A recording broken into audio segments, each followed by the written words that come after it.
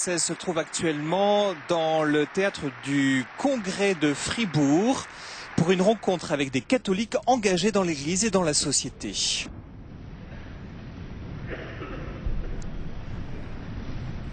C'est une partie de la formation de l'Orchestre Philharmonique de Fribourg qui va accueillir maintenant Benoît XVI.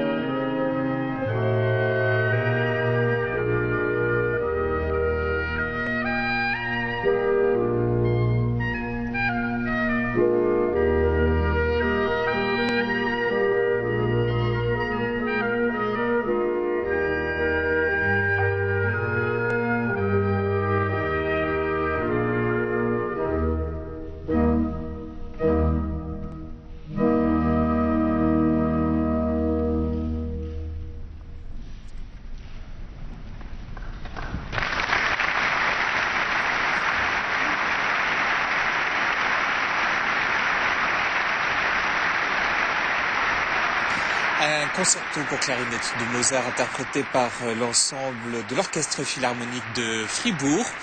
Avant un mot d'introduction de Monseigneur Robert Zollitsch, l'archevêque de Fribourg, président des évêques allemands, pour cette dernière rencontre du pape avec les laïcs engagés dans l'Église et la société.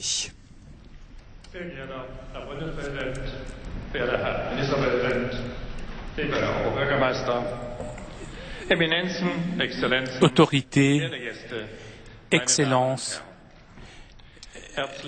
Mesdames et Messieurs, j'adresse la bienvenue ici dans Concerthaus de Fribourg. C'est une grande joie et un grand honneur pour moi d'adresser la bienvenue au nom de tous au pape Benoît XVI. Bienvenue parmi nous, Saint-Père.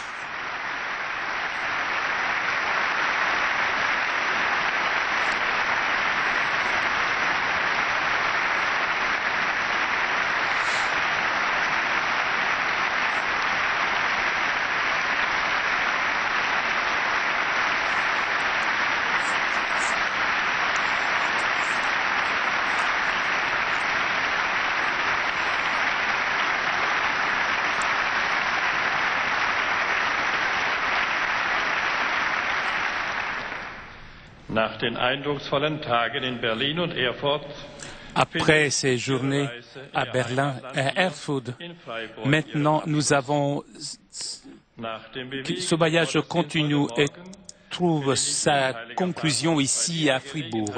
Après la Sainte Messe de ce matin, pour laquelle je voudrais encore vous remercier, Saint-Père. Maintenant, ce discours, votre discours d'aujourd'hui sera écouté par beaucoup de personnes avec beaucoup d'attention et d'intérêt. Cette rencontre avec des hommes et des femmes qui s'engagent dans l'Église et dans la société est un point culminant dans votre voyage en Allemagne. À cette rencontre sont venues beaucoup de personnes qui viennent soit de l'archidiocèse de Fribourg que de tous les archidiocèses d'Allemagne, des représentants des sciences, de la culture, des médias, de l'économie, des propriétaires, des industriels qui représentent les différentes facettes de la société allemande. Se sont réunis ici, toutes ces personnes,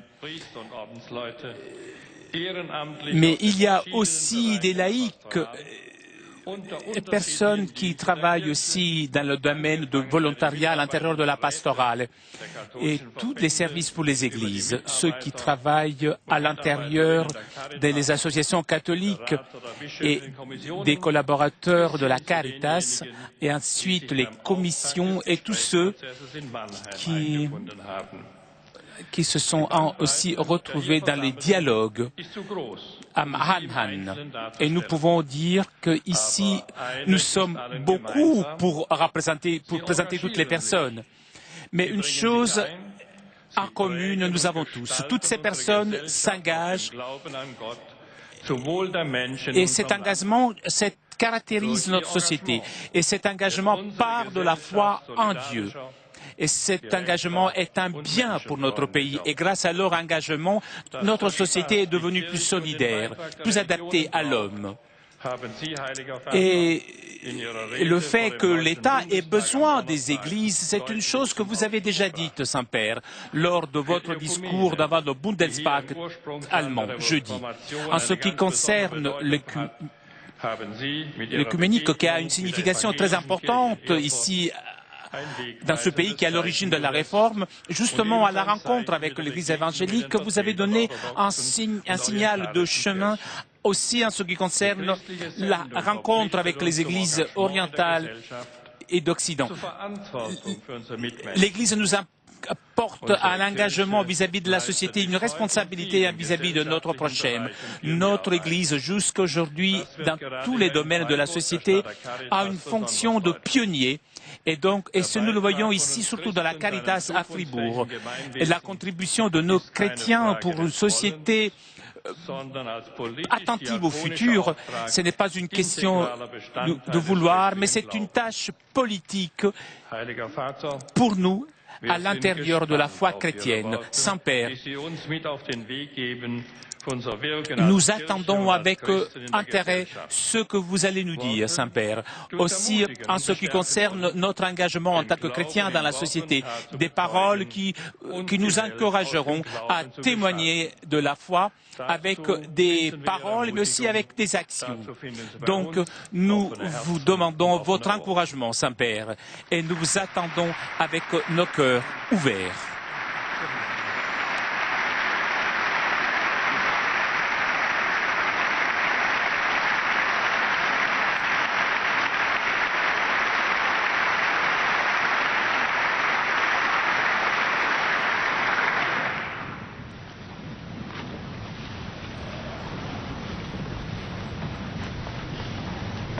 Voilà, près de 1700 personnes assistent à cette exécution à nouveau d'un morceau dont on apprendra tout à l'heure de quoi il s'agit. C'est un ensemble par l'Orchestre Philharmonique de Fribourg, juste avant le discours du pape. Ah ben non, apparemment on passe directement au discours du Saint-Père, très attendu devant ces catholiques engagés dans l'Église et dans la société. Chers confrères dans le ministère épiscopal et sacerdotal, mesdames et messieurs, je suis heureux de cette rencontre avec vous qui est engagée dans de multiples manières pour l'Église et la société.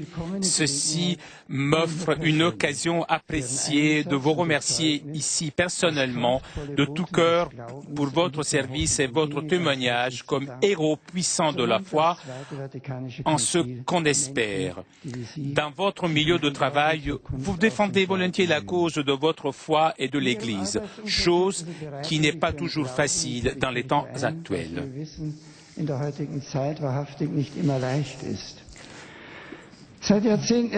Depuis des décennies, nous assistons à une diminution de la pratique religieuse. Nous constatons une croissante prise de distance de la vie de l'Église d'une partie notable des baptisés.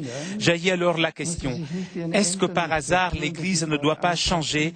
Est-ce que par hasard, dans ses services et ses structures, elle ne doit pas s'adapter au temps présent pour rejoindre les personnes d'aujourd'hui qui sont en recherche et dans le doute? À la bienheureuse Mère Teresa, il faut demander un jour de dire quelle était, selon elle, la première chose à changer dans l'Église. Sa réponse fut « Vous et moi ».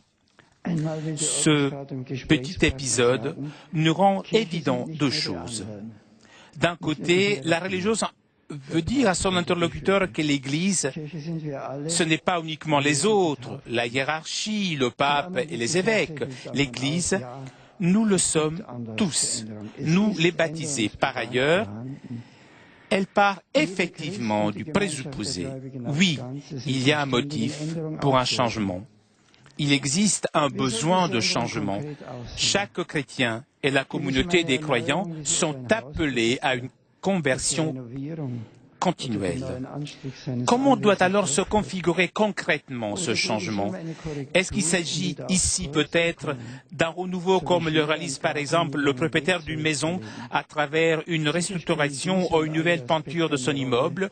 Ou bien il s'agit ici d'une correction pour reprendre le cap ou parcourir un chemin de façon plus allègre et directe. Certainement, ces aspects et d'autres ont leur importance. Mais pour ce qui concerne l'Église, le motif fondamental du changement est la mission apostolique des disciples et de l'Église elle-même. En effet, l'Église doit toujours de nouveau vérifier sa fidélité à cette mission. Les trois évangiles synoptiques mettent en lumière différents aspects du mandat de cette mission. La mission se base sur l'expérience personnelle. Vous êtes témoin. Elle s'exprime en relation de toutes les nations faites des disciples. Elle transmet un message universel, proclamer l'Évangile à toute la création. Cependant, à cause des prétentions et des conditionnements du monde, le témoignage est obscurci à maintes reprises. Les relations sont aliénées et le message est relativisé. Si ensuite l'Église, comme le dit le pape Paul VI, cherche à se rendre conforme à l'idéal que le Christ lui propose, de même coup se dégage tout ce qui la différencie profondément du milieu humain dans lequel elle vit et qu'elle aborde. Pour réaliser sa mission, elle prendra continuellement ses distances de son milieu. Elle doit, pour ainsi dire, se démondaniser. La mission de l'Église, en effet, découle du mystère de Dieu un et trin, du mystère de son amour créateur. L'amour n'est pas seulement présent de quelque façon en Dieu, lui-même, par sa nature, est amour. Et l'amour de Dieu ne veut pas être isolé en soi, il veut se répandre. Dans l'incarnation et dans le sacrifice du Fils de Dieu, il a rejoint les hommes de façon particulière. Le Fils est sorti de la sphère de son être Dieu, il s'est fait chair et il est devenu homme. Et cela non seulement pour confirmer le monde dans son être terrestre et être son compagnon qui le laisse entièrement comme il est. De l'événement christique fait partie le fait incompréhensible qu'il existe, comme disent le Père de l'Église, un commercium, un échange entre Dieu et les hommes, dans lequel les deux, même si c'est de manière totalement différente, donnent et prennent quelque chose, offrent un don et reçoivent comme don. La foi chrétienne sait que Dieu a placé l'homme dans une liberté dans laquelle il ne peut être vraiment un partenaire et entrer en échange avec Dieu. En même temps, l'homme est bien conscient que cet échange est possible seulement grâce à la générosité de Dieu qui accepte la pauvreté du mendiant comme richesse pour rendre supportable le don divin que l'homme ne peut rendre avec rien d'équivalent. L'Église aussi se doit elle-même totalement à cet échange inégal. Elle ne possède rien d'autonome face à celui qui l'a fondée. Elle trouve son sens exclusivement dans l'engagement d'être un instrument de la rédemption, d'envahir le monde par la parole de Dieu et de transformer le monde en introduisant dans l'union l'amour avec Dieu. L'Église s'immerge totalement dans l'attention complaisante du Rédempteur envers les hommes. Elle-même est toujours en mouvement. Elle doit continuellement se mettre au service de la mission qu'elle a reçue du Seigneur. L'Église doit toujours de nouveau s'ouvrir aux préoccupations du monde et se consacrer sans réserve à elles pour continuer et rendre présent l'échange sacré qui a commencé avec l'incarnation.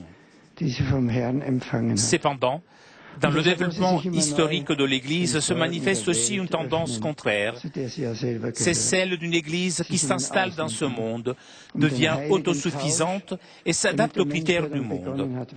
Elle donne ainsi à l'organisation et à l'institutionnalisation une importance plus grande que son appel à l'ouverture. Pour comprendre à sa véritable tâche, l'Église doit toujours de nouveau faire l'effort de se détacher de la mondanité du monde. C'est ainsi qu'elle suit les paroles de Jésus. Ils ne sont pas du monde, comme moi, je ne suis pas du monde. En un certain sens, l'histoire vient en aide à l'Église à travers les diverses périodes de sécularisation qui ont contribué de façon essentielle à sa purification et sa réforme intérieure.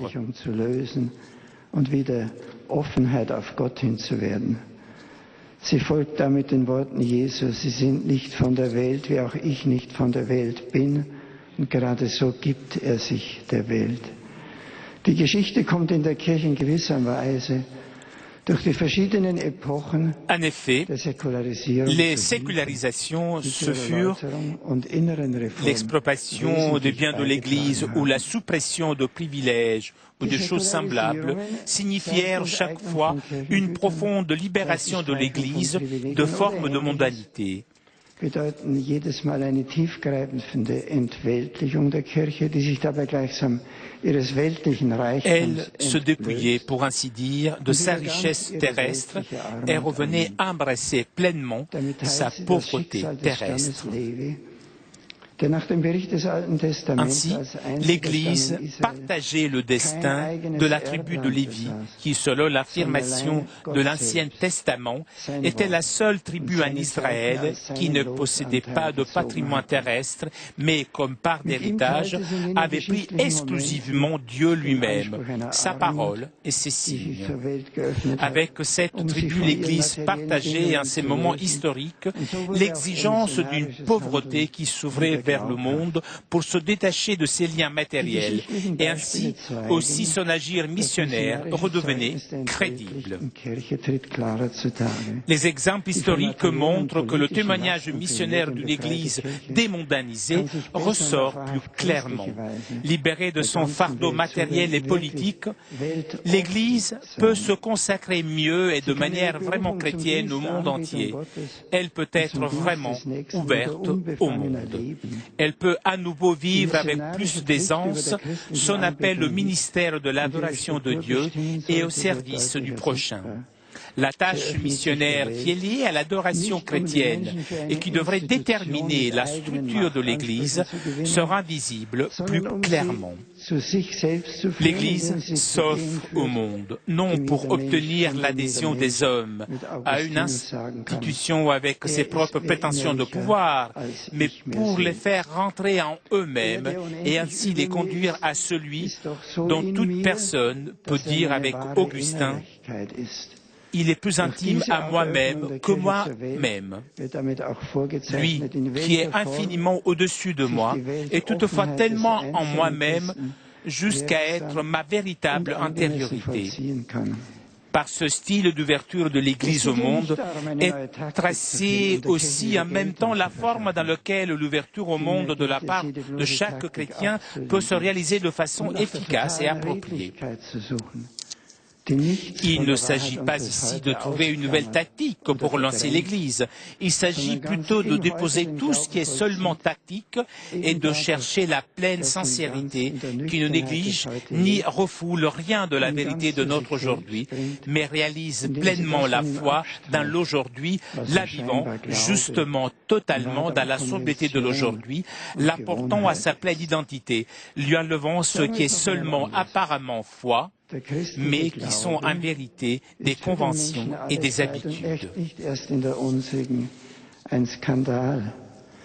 Disons-le encore avec d'autres mots, la foi chrétienne est toujours pour l'homme un scandale et pas seulement un autre temps. Que le Dieu éternel se préoccupe de nous êtres humains, qu'il nous connaisse, qu'il insaisissable soit devenu à un moment déterminé saisissable, que l'immortel ait souffert et soit mort sur la croix, qu'à nous, êtres mortels, soit promise la résurrection et la vie éternelle. Croire cela est pour nous, les hommes, une véritable prétention. Ce scandale, qui ne peut être aboli si on ne veut pas abolir le christianisme, a malheureusement été mis dans l'ombre récemment par les autres scandales douloureux des annonciateurs de la foi. Une situation dangereuse se crée quand ces scandales prennent la place du scandalon, premier de la croix, et ainsi le rendent inaccessible, c'est-à-dire quand ils cachent la véritable exigence chrétienne derrière l'inadaptation de ses messagers.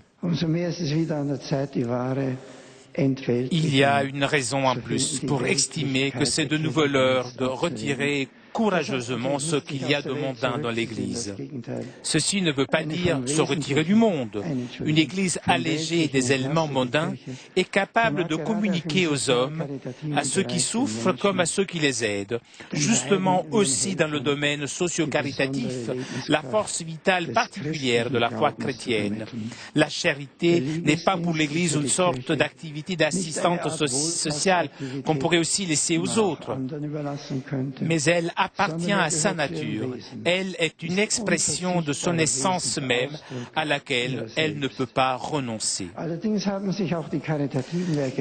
Certainement, les œuvres caritatives de l'Église doivent aussi continuellement prêter attention à l'exigence d'un détachement approprié du monde pour éviter que, face à un éloignement croissant de l'Église, leurs racines ne se dessèchent. Seule la relation profonde avec Dieu rend possible une pleine attention à l'homme, de même que sans l'attention au prochain, la relation à Dieu s'appauvrit. Die Herrschaft der Liebe Gottes nach dem Evangelium durch Wort und Tat hier und heute Être ouvert aux événements du monde signifie donc pour l'Église démondanisée, témoigner selon l'Évangile par les paroles et par les œuvres ici et aujourd'hui dans la domination de l'amour de Dieu. Et cette tâche, en outre, renvoie au-delà du monde présent. La vie présente, en effet, inclut le lien avec la vie éternelle. Comme individus et comme communauté de l'Église, nous vivons la simplicité d'un grand amour qui, dans le monde, est en même temps la chose la plus facile et la plus difficile, parce qu'elle exige rien de plus et rien de moins que le don de soi-même.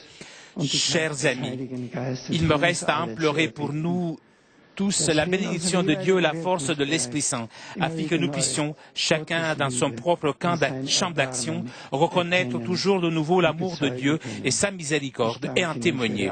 Je vous remercie de votre attention.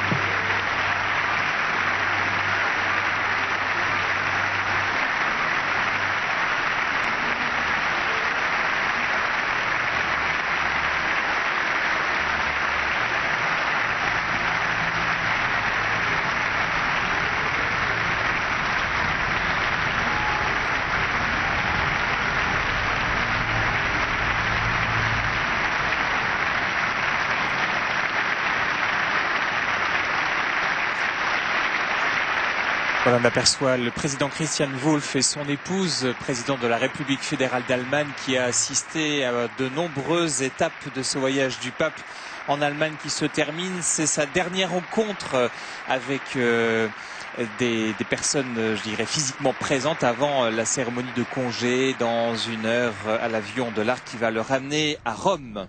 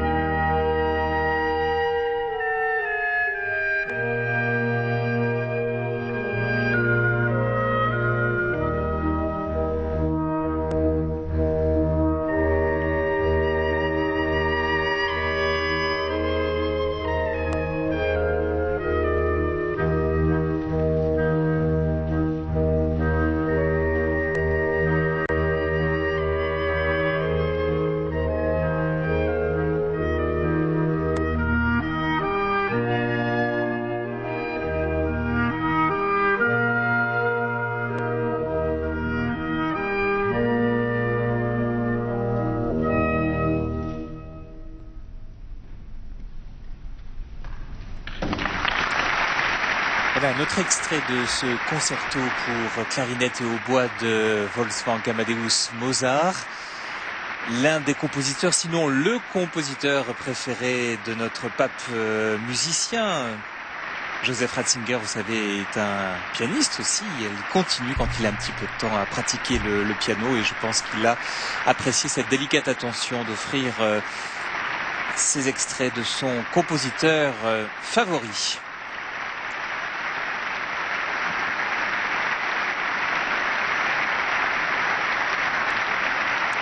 Interprété par un ensemble, une formation de l'Orchestre Philharmonique de Fribourg. Maintenant, Benoît XVI va rencontrer des représentants diverses d'associations après la bénédiction finale de cette rencontre. Mesdames et messieurs, chers amis, je voudrais vous inviter à prier ensemble la prière du Seigneur. Dein Wille geschehe, wie im Himmel, so auf Erden. Unser tägliches Brot gib uns heute und vergib uns unsere Schuld, wie auch wir vergeben unseren Schuldigern. Und führe uns nicht in Versuchung, sondern erlöse uns von dem Bösen. Denn dein ist das Reich und die Kraft und die Herrlichkeit in Ewigkeit. Amen. Es segne euch der allmächtige Gott, der Vater und der Sohn und der Heilige Geist. Amen.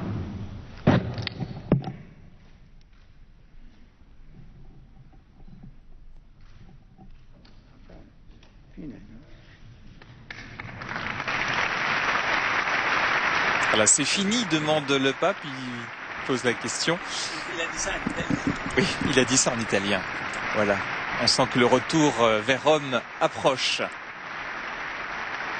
Alors un discours très important que vient de faire Benoît XVI, qui a invité dans cette Allemagne où l'église allemande, catholique, protestante est très présente, très institutionnalisée. Il a demandé à l'église de se démondaniser, un néologisme si l'on peut dire dans cette traduction. Que l'Église soit libérée de son fardeau matériel et politique. L'Église peut ainsi alors se consacrer mieux et de manière vraiment chrétienne au monde entier. Elle peut être vraiment ouverte au monde. L'Église s'ouvre au monde non pour obtenir l'adhésion des hommes à une institution avec ses propres prétentions de pouvoir, mais pour les faire rentrer en eux-mêmes, a dit le pape, et ainsi les conduire à celui dont toute personne peut dire avec saint Augustin: Dieu est plus intime à moi-même que moi-même.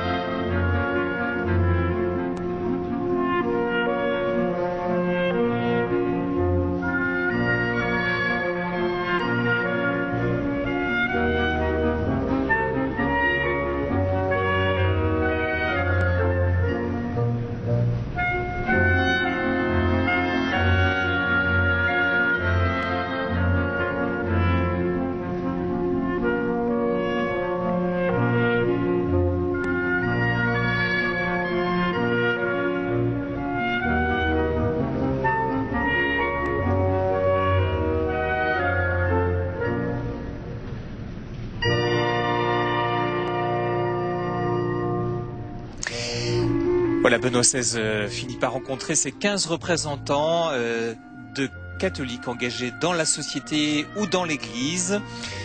Tout à l'heure, avant cette rencontre, Benoît XVI a rencontré aussi 16 juges de la Cour constitutionnelle fédérale qui siège à Karlsruhe. Cette Cour constitutionnelle est élue par le Parlement et elle permet de vérifier au bon fonctionnement de la Constitution allemande. Un point important aussi, cette Constitution fondamentale allemande qui avait été relevée dans l'un des discours par Benoît XVI. On se retrouve dans 2 heures. Nous retransmettrons en légidiféré la cérémonie de congé de Benoît XVI. Effectivement, Benoît XVI va prendre son avion dans 1 heure et vous voyez que jusqu'au bout, eh bien, il ne chôme pas, ce pape, pour terminer sa visite, sa 3e visite en Allemagne sur sa terre. Nous sommes ici en direct de Fribourg en Brisgau, en bas de Württemberg. C'est à quelques kilomètres de la frontière avec l'Alsace, la France, et puis une 60aine de kilomètres avec la Suisse. On vous souhaite une bonne fin d'après-midi et rendez-vous donc tout à l'heure après la messe retransmise depuis la cathédrale Notre-Dame de Paris. Et bien après cette messe-là, pour la cérémonie d'au revoir de Benoît XVI. À tout à l'heure.